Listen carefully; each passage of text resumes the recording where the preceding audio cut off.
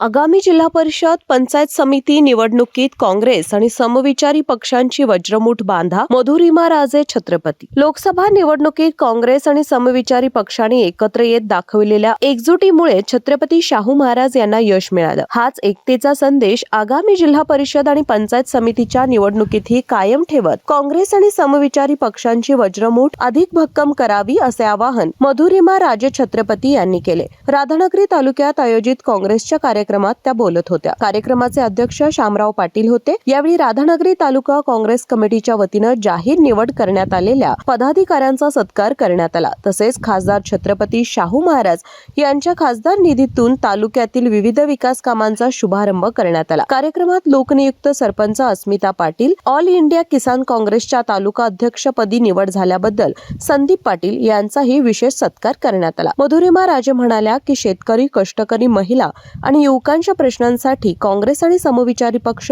सातत्याने लढत असून स्थानिक स्वराज्य संस्थांमध्येही एकजूट कायम ठेवणे आवश्यक आहे. संघटन मजबूत झाले तरच विकासाभिमुख नेतृत्व पुढे येऊ शकते असे त्यांनी सांगितले. कार्यक्रमात सागर कोंडेकर यांनी शेतकऱ्यांच्या प्रश्नांकडे लक्ष वेधत शेतीमालाला योग्य दर, पाणी प्रश्न आणि वाढती महागाई या विषयांवर काँग्रेस आणि समविचारी पक्ष सत्तेत येणं आवश्यक असल्याचं मत व्यक्त केलं. गोकुळ संघाचे संचालक अभिजित तायशेट्टे म्हणाले की खासदारांनी तालुक्यासाठी अधिकाधिक निधी देऊन वचनपूर्ती केली आहे. तसेच पिरळ सावर्धन गावचे युवा नेते विशाल पाटील यांनी खासदार निधीतून जास्तीत जास्त विकास कामांसाठी निधी उपलब्ध करून दिल्याबद्दल आभार व्यक्त केले. यावेळी कार्यक्रमास तालुका अध्यक्ष हिंदूराव चौगले, अभिजित पाटील, विश्वास राऊत, राणी पाटील, मीनाक्षी हसणेकर, गायत्री भटकर, अर्चना पाटील, प्रकाश मोहिते, संभाजी पाटील, चंद्रकांत चौगले, राजाराम निउंगरे, बाजीराव चौगले, दादासू सांगावकर, शामराव चौगले यांसह काँग्रेस आणि समविचारी पक्षांचे पदाधिकारी, कार्यकर्ते, ग्रामस्थ उपस्थित होते.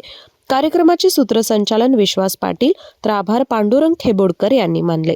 केके न्यूज साठी राधानगरीहून मिलिंद कांबळे.